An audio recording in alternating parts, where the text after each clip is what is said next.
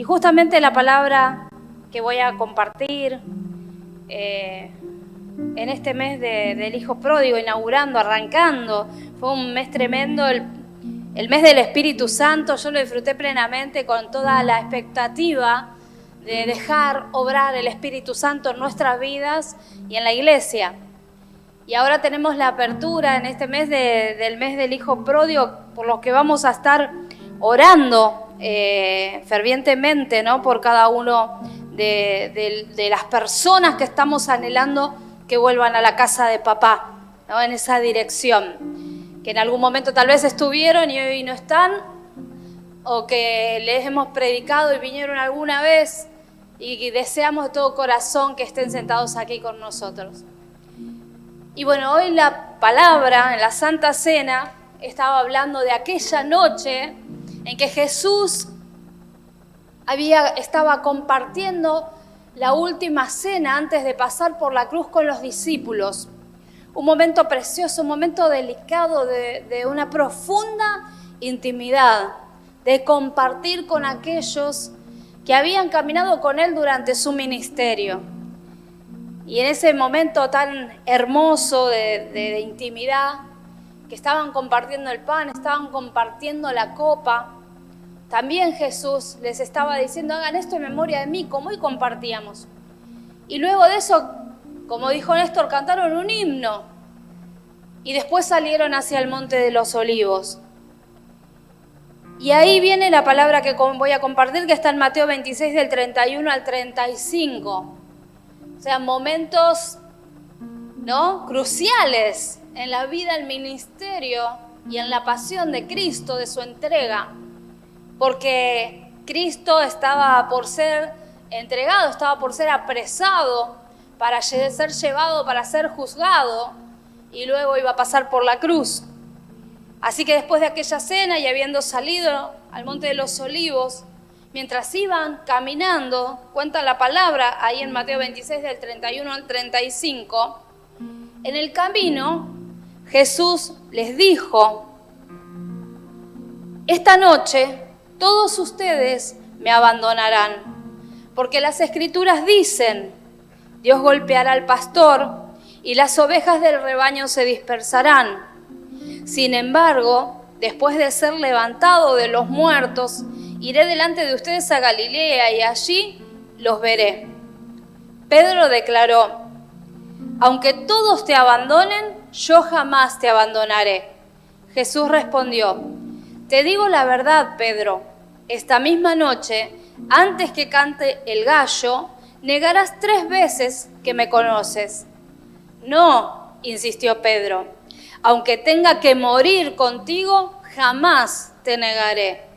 Y los demás discípulos juraron lo mismo. Qué tremendo, ¿no? Porque había una convicción interior en Pedro, diciendo, no, Señor, mira, yo no te voy a negar, pase lo que pase, aunque tenga que morir contigo, Señor, yo no me voy a separar. Señor, yo te voy a seguir, te voy a defender. De hecho, cuando venían los que lo apresaban, Pedro desenvaina la espada, conocemos, ¿no?, el pasaje bíblico, ¿no?, le corta a uno de ellos la oreja y Jesús se la restaura, se la vuelve a pegar, ¿no? Porque Pedro era como que salió como ahí cuando estaban todos juntos, salió como a la defensa. Y Jesús dijo, no debe ser así. Así que Pedro había dicho, no, Señor, yo voy a ir hasta la muerte, jamás te negaré. Pero cuenta la palabra en Lucas 22, del 56 al 62, que entonces habían apresado a Jesús y lo habían llevado, ¿no es cierto?, para juzgarlo, porque había ya sido entregado por Judas. Y entonces Pedro lo siguió para ver lo que acontecía por el camino. Y luego entró en el patio del lugar donde tenían a Jesús y estaba allí Pedro. Y había un fuego en el patio y habían algunas personas allí, de los sirvientes del lugar y demás. Y entonces ahí estaba Pedro y se metió y se acercó para tomar calor en el fuego entre los que estaban allí. Y cuenta la palabra en Lucas 22 del 56 al 62. Pero una criada, al verle sentado al fuego, se fijó en él y dijo: también este estaba con él. Pero él lo negó diciendo: mujer, no lo conozco. Un poco después, viéndole otro, dijo: tú también eres de ellos. Y Pedro dijo: hombre, no lo soy. Como una hora después, otro afirmaba diciendo: verdaderamente, también este estaba con él porque es de Galilea. Y Pedro dijo: hombre, no sé lo que dices. Y enseguida, mientras él todavía hablaba, el gallo cantó. Entonces, vuelto el Señor, miró a Pedro, y Pedro se acordó de la palabra del Señor que le había dicho: antes que el gallo cante, me negarás 3 veces. Y Pedro, saliendo fuera, lloró amargamente. Pensaba, ¿no?, en el relato de los sucesos que acontecieron en aquel momento de Pedro. Imagínate: Señor, te voy a seguir hasta la muerte. No habrá nada, Señor, que pueda separarme de vos. Pedro, va a llegar un momento en esta misma noche donde vos me vas a negar.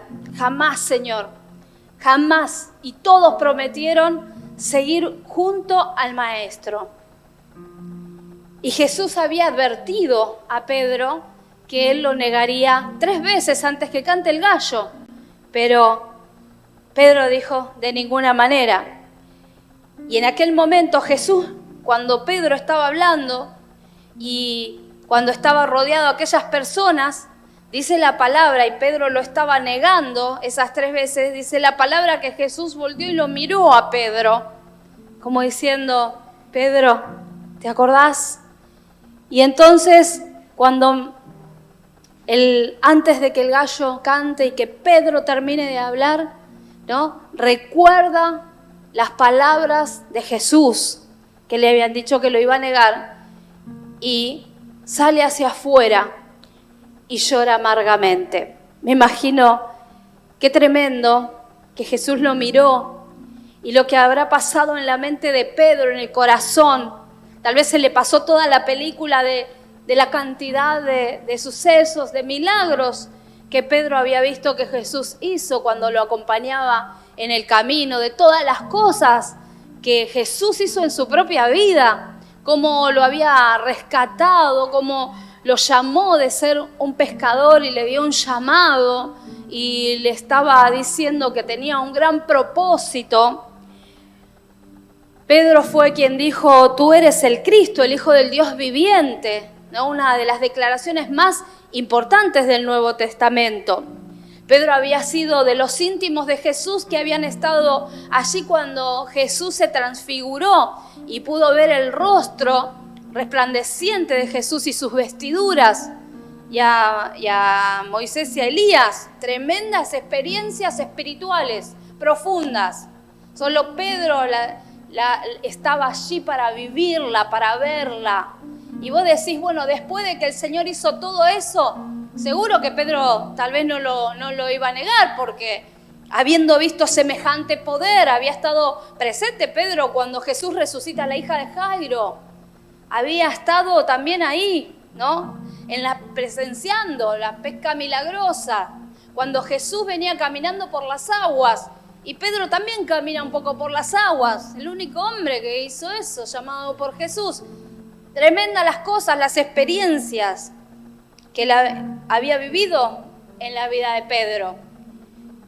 Y cada uno de nosotros también tenemos un montón de experiencias que atravesaron nuestro corazón y sabemos de dónde el Señor nos sacó, nos levantó, ¿no? Cómo nos cambió la vida, cómo teníamos la familia cuando llegamos a Cristo, cómo estábamos nosotros, cómo estaba nuestro interior, cuántos problemas, dificultades, tantas lágrimas derramadas y tantas cosas, y el poder transformador de Cristo en nuestra vida actuando.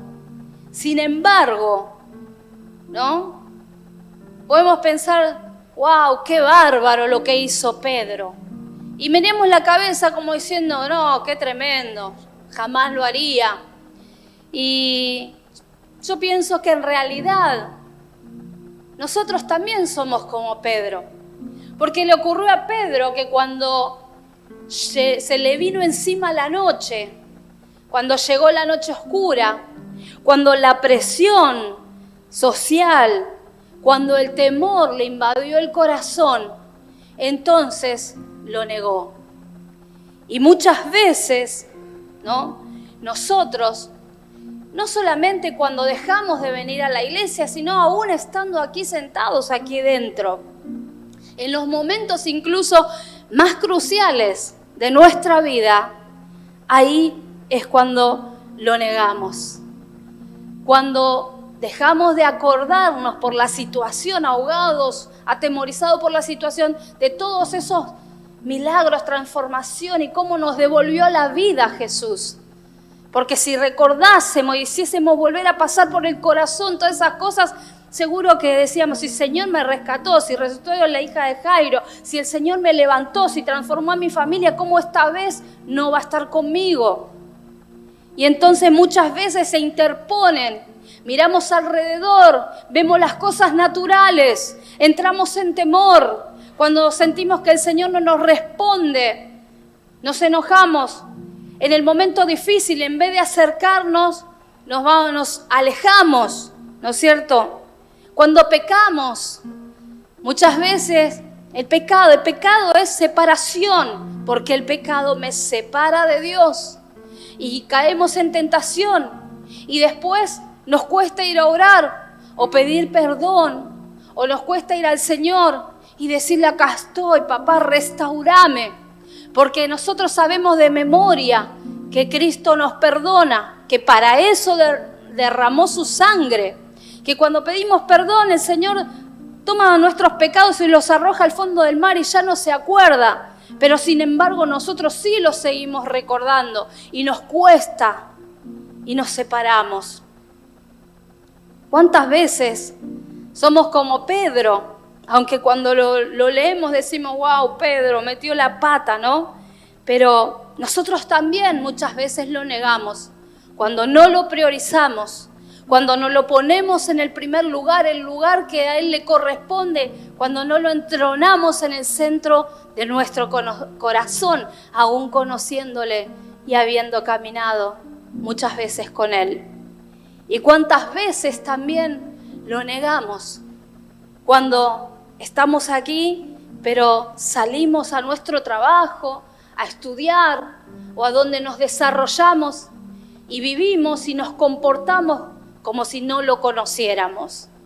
Así que más de una vez, seguramente, yo muchas veces, más de una vez, me he sentido como en ese momento de Pedro, como en ese día cuando él lo negó.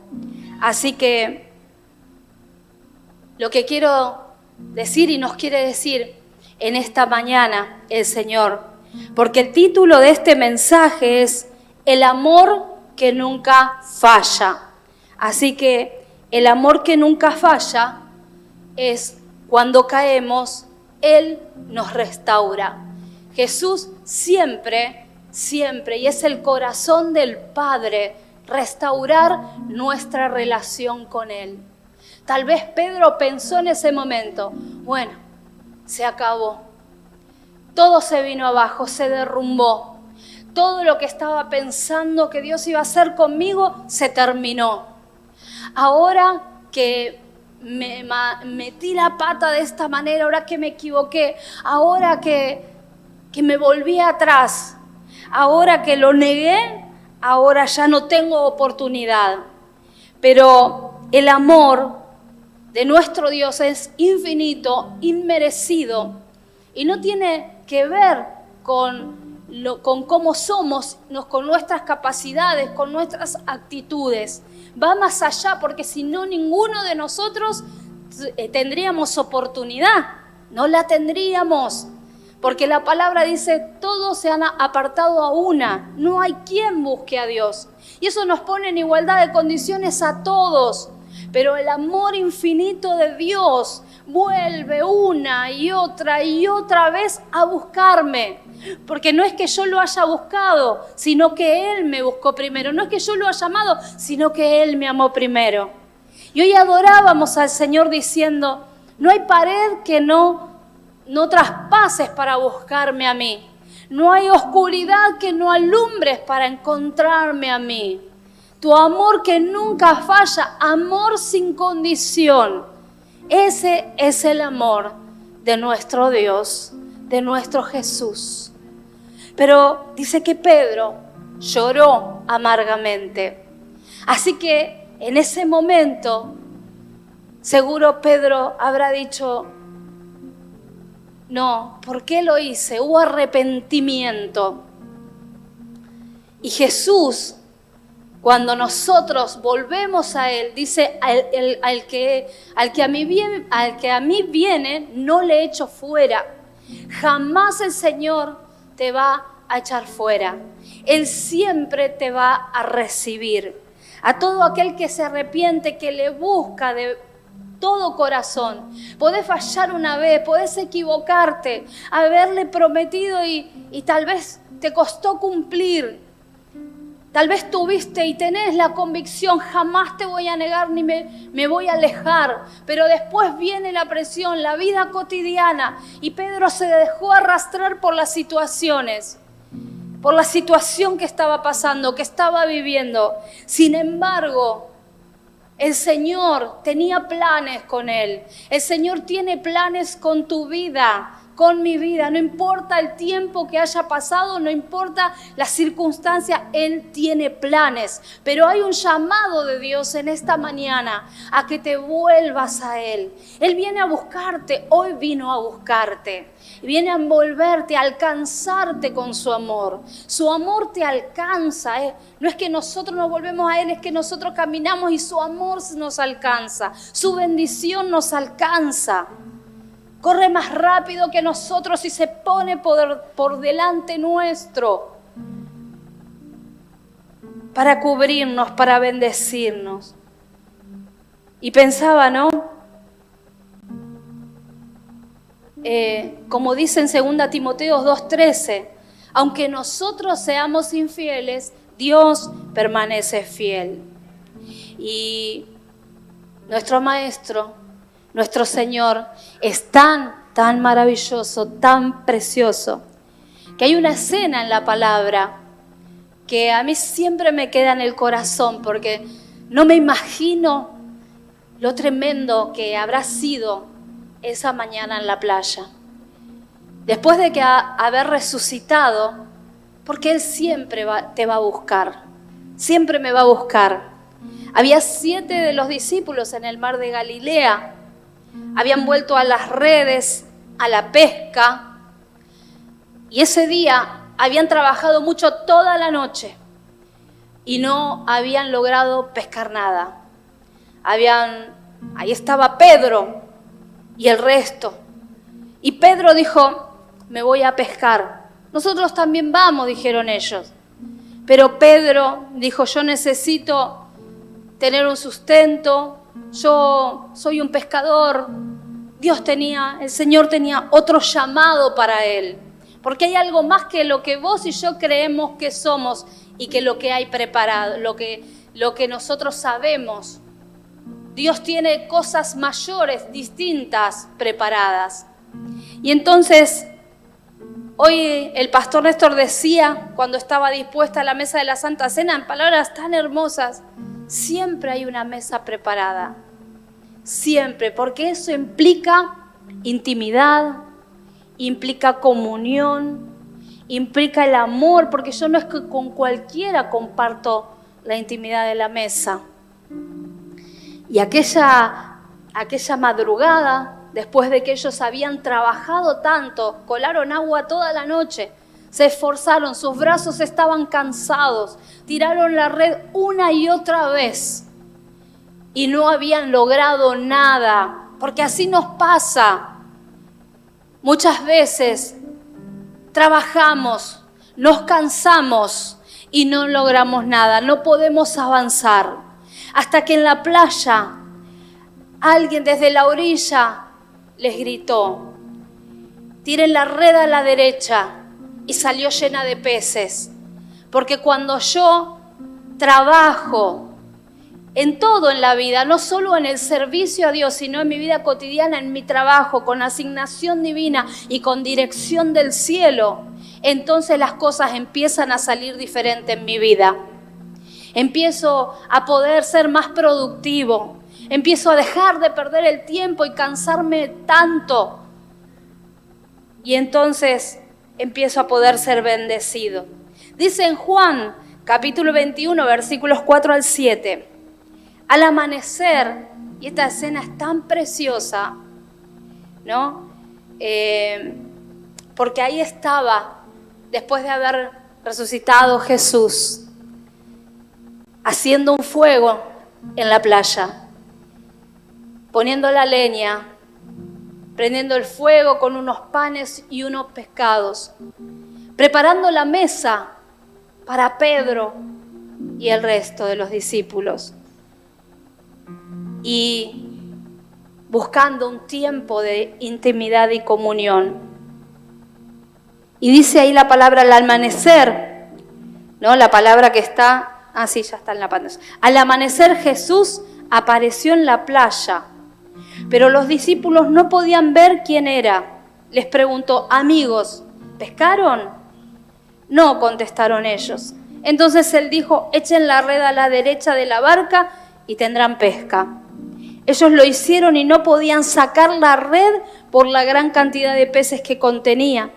Entonces el discípulo a quien Jesús amaba le dijo a Pedro: es el Señor. Cuando Simón Pedro oyó que era el Señor, se puso la túnica, porque se la había quitado para trabajar. Se tiró al agua y se dirigió a la orilla. Miren, ese Pedro que lo había negado ahora se estaba tirando como loco cuando se dio cuenta de que era Jesús el que estaba allá en la orilla.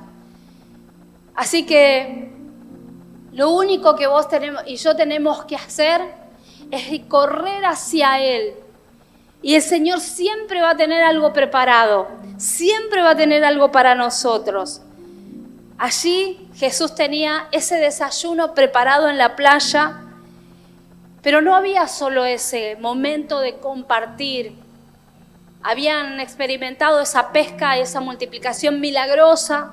Ahora estaban compartiendo al calor del fuego en la mesa, un momento precioso junto a Jesús.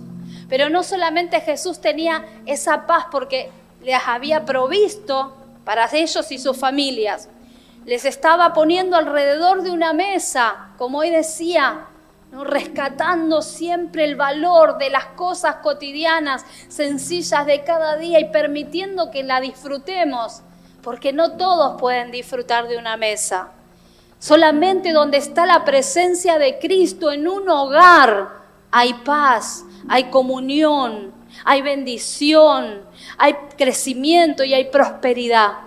Pero Jesús no tenía solo eso, porque había algo especial preparado para Pedro, porque Él no actúa como las personas, ni como nos imaginamos.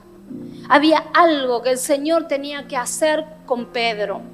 Y dice en Juan 21, 15 al 19, después del desayuno, Jesús le preguntó a Simón Pedro: Simón, hijo de Juan, ¿me amas más que estos? Sí, Señor, contestó Pedro, tú sabes que te quiero. Entonces, alimenta mis corderos, le dijo Jesús. Jesús repitió la pregunta: Simón, hijo de Juan, ¿me amas? Sí, Señor, dijo Pedro, tú sabes que te quiero. Entonces cuida de mis ovejas, dijo Jesús. Le preguntó por tercera vez: Simón, hijo de Juan, ¿me quieres? A Pedro le dolió que Jesús le dijera la tercera vez: ¿me quieres? Le contestó: Señor, tú sabes todo, tú sabes que te quiero. Jesús dijo: entonces alimenta a mis ovejas. Te digo la verdad, cuando eras joven podías hacer lo que querías. Te vestías tú mismo e ibas a donde querías ir. Sin embargo, cuando seas viejo, extenderás los brazos y otros te vestirán y te llevarán a donde no quieras ir. Jesús dijo eso para darle a conocer el tipo de muerte con la que Pedro glorificaría a Dios. Entonces Jesús le dijo, sígueme. Y pensaba que aquella mañana y después del desayuno, el Señor Jesús tenía algo que hablar con Pedro. ¿Sabes que el Señor tiene algo que hablar con vos? Cada día, cada mañana, Él tiene algo para decirte. Y me imagino que apartó a Pedro del grupo. Tal vez lo tomó por el hombro y empezó a caminar con él. Y comenzó a preguntarle 3 veces, Pedro, ¿me amas más que estos? Y Pedro las 3 veces respondió, tú sabes, Señor, que te quiero. Tú sabes que te amo. Y entonces Jesús, hay interpretaciones sobre estos versículos que dice que en esa declaración donde Jesús le hace repetir a Pedro 3 veces que lo ama, estaba cancelando las 3 negaciones de Pedro, porque el Señor tiene poder y nos guía en el camino y nos lleva a cancelar aún aquellas cosas en las que nos hemos equivocado, en las que hemos fallado, porque Él es un Dios de restauración y también de restitución, porque en ese momento, cuando Pedro declaraba, Señor, yo te amo, el Señor le decía, apacienta a mis corderos. Le estaba devolviendo el ministerio al que lo había llamado. Tal vez Pedro se creía que ya no iba a poder más, que estaba derrumbado, que todo se había caído, que se habían perdido las esperanzas. Sin embargo, el Señor le estaba devolviendo aquello que él creía que estaba perdido. Porque el Señor es poderoso y devuelve, restituye, restaura. No quiere decir esto que de repente mi vida va a cambiar y van a desaparecer todas las consecuencias aún de las decisiones erróneas que yo haya tomado. Pero lo cierto es que el Señor tiene el poder para restaurarme, tiene poder para sanar, tiene poder para llevarme de la mano y transitar el camino mientras voy atravesando las pruebas, las dificultades y aún enfrentando y aceptando las pruebas que se producen por los propios errores que muchas veces yo tomo decisiones incorrectas. Y entonces el Señor obra, me lleva de la mano, me trae una guía nueva, como le dijo a los muchachos, mira, no habían podido hacer nada, no fueron productivos, tiren la red a la derecha, vení por este lado, vení que es por acá. El Señor te guía, el Señor restaura, el Señor responde, el Señor te busca, su inmenso amor está dispuesto para cada uno de nosotros. Así que pensaba en esto, en Segunda de Reyes, capítulo 20, un pasaje cuando el rey Ezequías se había enfermado de muerte y le vino la palabra por medio del profeta Isaías que no se iba a sanar, que iba a morir. Y cuando Ezequías escucha estas palabras y Dios le había dicho, ordena tu casa porque vas a morir. Evidentemente había algo en su casa que Ezequías tenía que ordenar. Había algo que tenía que poner en orden. Entonces Ezequías se da vuelta hacia la pared y llora, dice la palabra, amargamente. Y ora a Dios pidiéndole misericordia. Y Dios escuchó esa oración. Y entonces le envía la palabra diciéndole, está bien Ezequías, he escuchado tus palabras y tu oración. Dios escucha la oración, pero si no hay oración, no escucha nada. Pero sí escucha tu oración. Y entonces le dijo que le iba a extender 15 años de vida. No le dijo, sí, mira, Ezequías, voy a hacer... Le dijo 15 años de vida le extendió a Ezequías. para que él pueda seguir viviendo, ordenando lo que tenía desordenado y poder cumplir así la voluntad de Dios y convertirse no en una muerte infructífera, sino en un testimonio de que Dios extiende su mano y alarga tu vida, restaura tu vida, saca la muerte para poner vida en tu vida. Y entonces Ezequías dijo, ¿y cómo puedo conocer que esto va a ocurrir? ¿Cómo va a suceder? ¿Cómo puedo tener una señal? ¿No? Y entonces Isaías le contestó, esta es la señal del Señor para demostrar que cumplirá lo que ha prometido. ¿Te gustaría que la sombra del reloj solar se adelantara 10 gradas o que se atrasara 10 gradas? Ezequías contestó, no, la sombra siempre se mueve hacia adelante. Respondió Ezequías, así que eso sería fácil. Mejor haz que retroceda 10 gradas. Entonces el profeta Isaías le pidió al Señor que lo hiciera y el Señor hizo retroceder 10 gradas la sombra del reloj solar de Acaz. Y verdaderamente la sombra del reloj siempre se adelanta porque el tiempo corre hacia adelante y es irremediable porque nada puede deshacer lo que ya está hecho en el tiempo que pasó.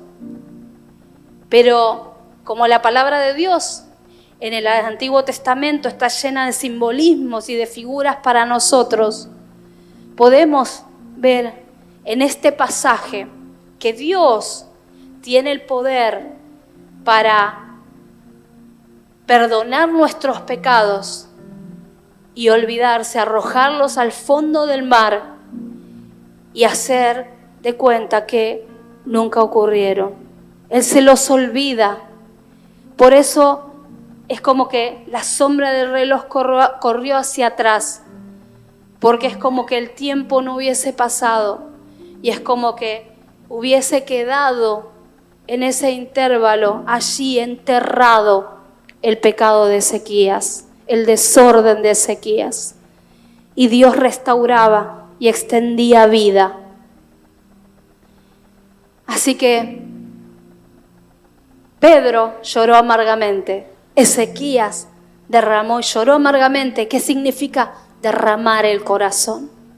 Ir a Cristo, volverme a Él, decir, Señor, ayúdame, restaurame.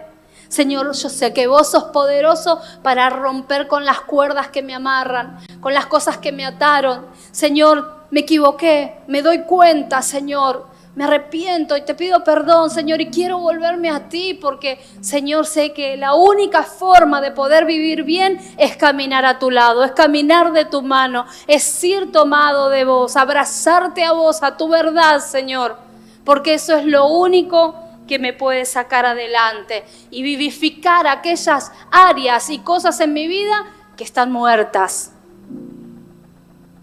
Así que hacían paralelo con estas dos historias porque ambos lloraron así amargamente y al que viene a mí no le echo fuera. Y Pedro, Jesús, después de haberlos hecho el desayuno, haber hablado con Pedro, le declara a Pedro, mira Pedro, después que Pedro ya había dicho que le amaba, mira Pedro, cuando seas viejo, es decir, cuando ya seas un hombre inmaduro, atravesado tu vida conmigo, de mi mano, cuando haya venido la prueba y hayas podido permanecer firme, cuando tus raíces sean tan profundas que cuando venga un viento no te doble, y si viste una resurrección y si viste milagros, te vas a dar cuenta y los vas a recordar y vas a decir, el Señor lo hará otra vez. Ahí, cuando seas viejo, ya no vas a ser como aquel muchacho que al principio me negó por temor o por las circunstancias, sino que cuando seas viejo, ya no vas a ser como antes, que vos te vestías e ibas para donde querías y tomabas tus propias decisiones, sino que te vestirá otro, te ceñirá y te llevará para el lugar donde no quieres ir, porque nosotros las personas queremos tomar el camino que nos gusta o que nos parece para ir, pero hay un camino mayor, superior que el Señor tiene para nosotros, que es el camino que Él quiere trazarnos. Y entonces le dijo, entonces ya no vas a ir para donde vos quieras ir, si no vas a ir para donde aún no quieras ir. Y le estaba prometiendo Jesús en ese momento que él iba a ser transformado de una manera tal que ahora iba a morir por él. Que aquel que lo negó se iba a convertir en un hombre maduro espiritualmente en la fe, de manera tal que iba a ser capaz hasta de morir por la causa de Cristo, porque Él transforma, Él perdona, Él sostiene, Él levanta, Él transforma, redime y te convierte en una persona ahí digna del reino de Dios, de su justicia, del propósito. Y por último, y para cerrar, cierra sus palabras Jesús, luego de las 3 declaraciones, diciéndole a Pedro, sígueme. Y sígueme, comúnmente para nosotros, vieron que a veces decimos, vamos con alguien a un lugar, no sé, vamos de picnic a un lugar, o a visitar a la casa de un pariente, y de repente viene otro primo, un tío, alguien, y nos dice, yo no sé llevar, vamos que yo te guío, vos seguime a mí, seguime. Y vas manejando y el otro te sigue de atrás en el auto. Para nosotros sígueme significa eso, ¿no? En cierto aspecto, comúnmente. Sin embargo, esta palabra con la que Jesús corola la conversación con Pedro, ese sígueme, engloba muchas cosas. Porque en el tiempo de Jesús, no se le decía sígueme a cualquier persona. Los rabí, los maestros de la ley, iban caminando por la calle, extendían el manto y le decían a un discípulo escogido, sígueme. Y no era cualquiera, ese sígame era un alto honor para quien lo recibía.